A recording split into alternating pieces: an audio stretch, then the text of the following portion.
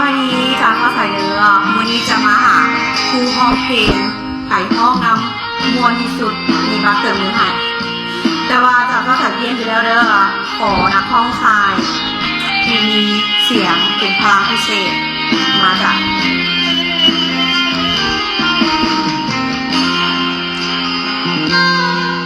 ในวันนี้เป็นวันเฮาพาจากกันแม่ไอ้นั้นบ่เอาน้องเป็นลูกไผ่เพิ่นรักคนรวยคนที่ซอยเหลือเพิ่นได้ฟ้าจนขอหลีกทางให้อายกับเขาคนนี้เป็นพ่อแม่หาให้บอกจากใจอายบ่ได้มักเขาชอบหาวิธีเอาแบบนี้บ่น้องเจ้า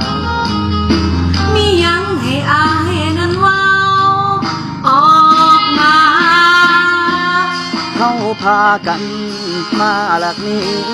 หนีจากวันที่อายแต่งคำเมาอายนั้นสัวเฮอยากกันแกล้งเขาไรนะอายบ่มักเขาจากปี